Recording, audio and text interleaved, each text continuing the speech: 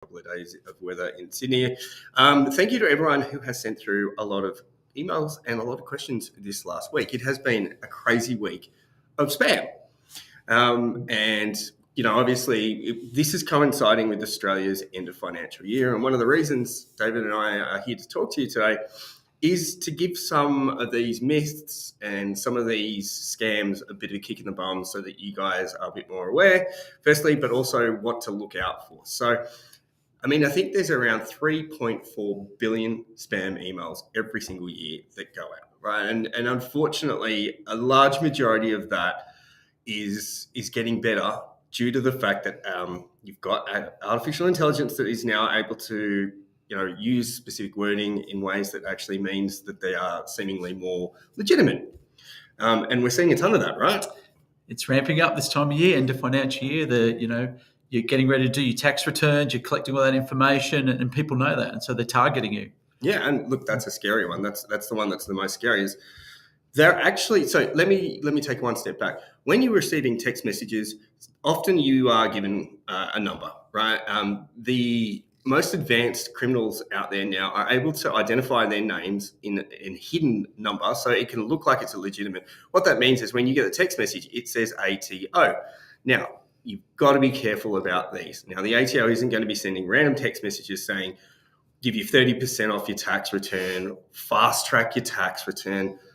The legitimacy of those sort of things is not high, okay? So please be mindful. Yes, it can look legitimate. So give me some ideas, Dave. So look, I think, be careful if people are asking you for financial information, they're sending you links. The tax office, banks will never send you an SMS asking you for personal information.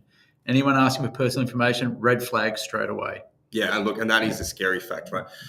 With the breaches that we've seen through the likes of Medibank, Latitude Financial, Optus, there is so much information about each other, about ourselves, that's on the dark web right now so that they can see a fair portion of information that's legitimate, right? So if you are being asked questions that seem like they're legitimate, understand that you have the power to say, no, thank you, I will call you back. Or give me your details so I can get back to you at a time that suits. Now, top tip, when people are saying, call me back on this number, it is highly likely it is a scam.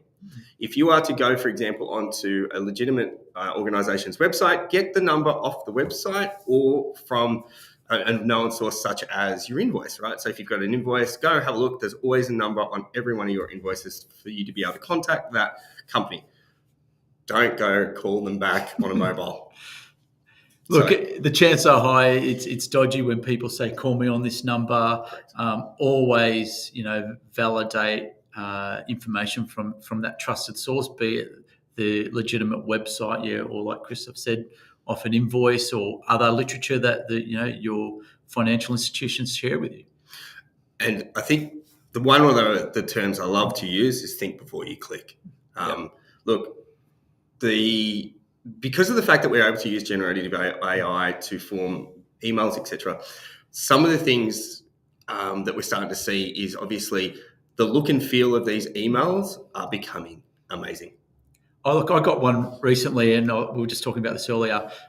It was so real that I didn't notice, and it was just, just in the fonts or just one little character that's different, that when you quickly look at it, you don't notice that it's a dodgy email address. So, you've got to be super careful when you look at where's it come from. Yeah, think before you click. If you are being asked for information, please hang up immediately.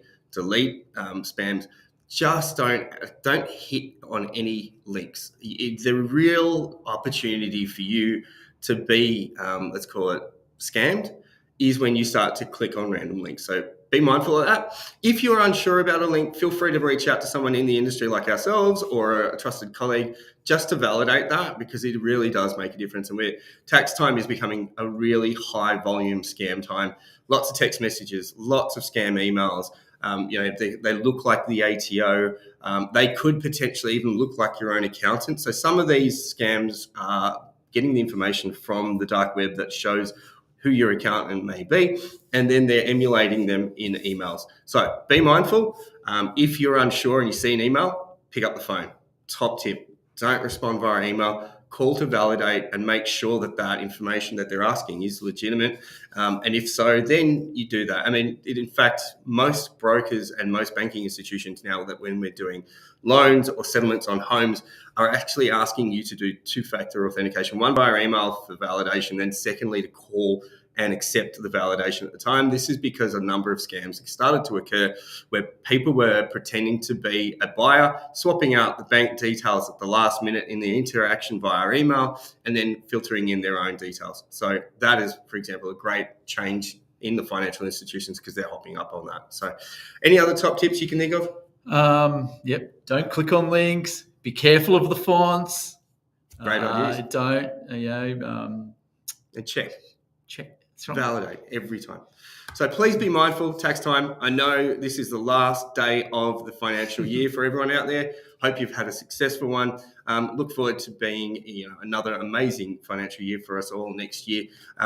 Be mindful. Think before you click. Stay safe online, and we will see you all next year. Financial year, that is. Until then, goodbye and stay